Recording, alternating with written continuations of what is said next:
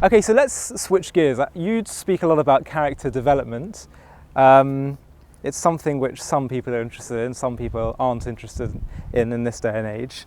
But I think if we start to think about some of the topics, most people realise they do care about them. Right. Like, for example, happiness, which you speak about. Right. What do you think most people get wrong when it comes to being happy? So I think everybody has an internal compass, which is really the soul inside of them that actually knows that they're being sold on a definition that's not a working definition of happiness. So I wouldn't say that's what people are doing wrong.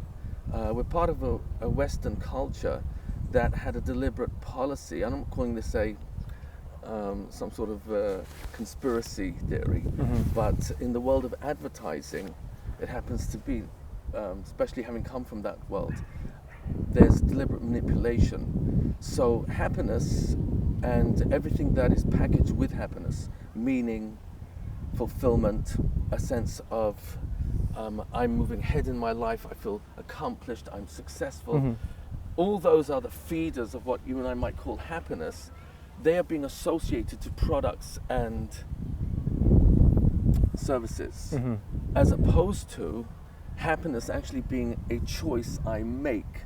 Now, it's not a choice I'm responsible for, it's what happens to me, what I wear, it's my height, it's the size of my body, the weight of my body, the labels I wear, the car I drive, it's the vacations I go on, it's the amount of money in my bank account, it's the postal code that I live in. So what would you say to someone who has a lot of problems in their life? You know, if you say to them, just count your blessings, Right. and just focus on what you do have, Right. I don't think it's going to work. Right. How do you know it's not going to work?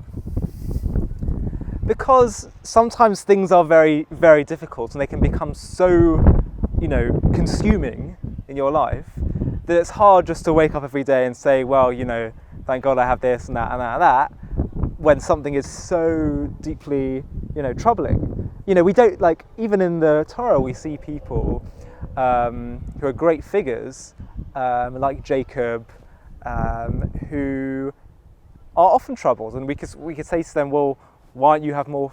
Why don't you just count your blessings all the time, and then you'd be happy?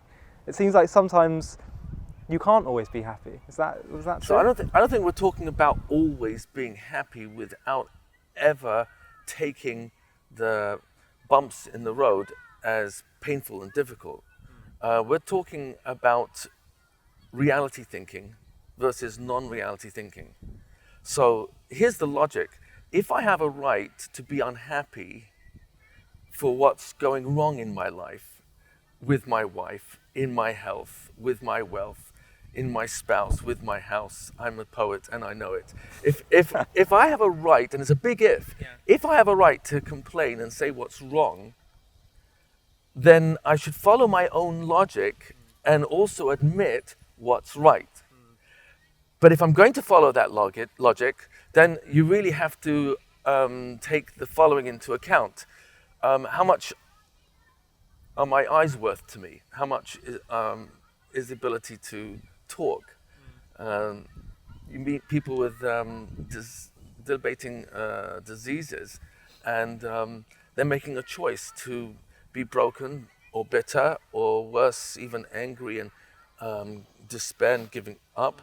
And then you can meet another person who's chosen to be happy. Christopher Reeve, I met him about 15 years ago. He used to be Superman. And I was blown away with the clarity he had. Here was someone who was paralyzed from the neck down. The only two parts of his entire body that moved were his eyes and his mouth. That's it.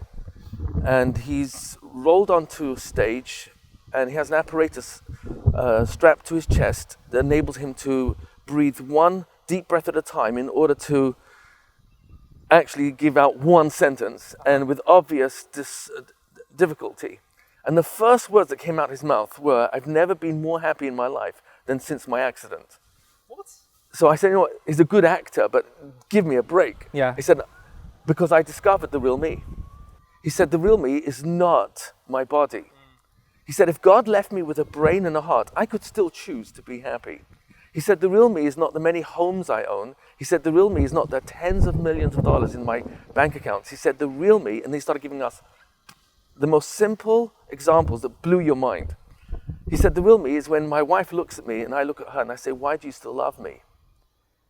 And she gave an answer that was so simply profound. He actually wrote an autobiography based on her answer. She said, you're still you. He wrote an autobiography entitled Still Me. Still was a pun on the fact that he couldn't move. Wow. But the real me got better. Because he said, now he was trapped in a body that was really a prison, and he would wake up, and he said the first 5 years of his paralysis, he was so depressed, he wanted to commit suicide and couldn't. So someone pull plug. Someone, anyone there? Someone pull the plug, please? Anyone? I can't do it myself. So, and it was very funny, but he said he went in and out of depression until he realized, no, I've got to make a choice. He said, the real me is when I visit quadriplegics at their homes or in hospitals, and they're teenagers. And I tell them I've put in tens of millions of dollars, and I've pulled other people on board as well, into spinal injury research. And there's promise that in your lifetime, you'll be able to move your limbs again. He said, that's the real me, because I'm giving hope to people. There's something good for them to look forward to in order to stay alive. Do you think he could be permanently happy in that space?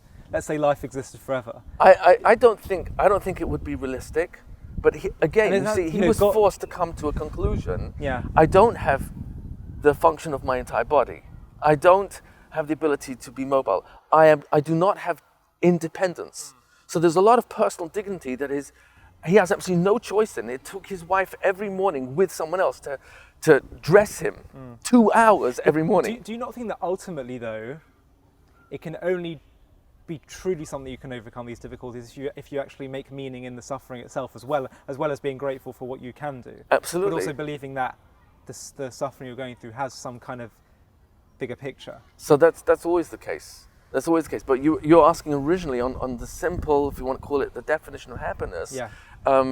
If I define happiness as anything outside of me, then I have actually defined something that does not empower me, but actually controls me. Right. Because the minute that either diminishes or goes, so does my happiness.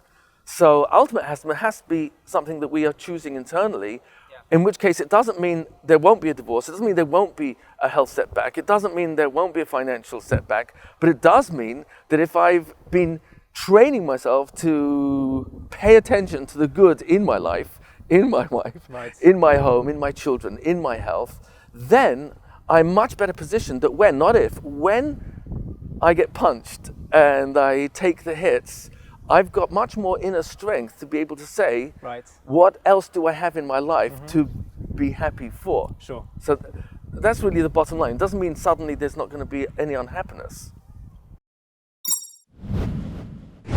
To stay up to date with the latest JTV content, if you're on YouTube, click subscribe below the video and the alarm bell. And if you're on Facebook, click the like button, and under following, click see first.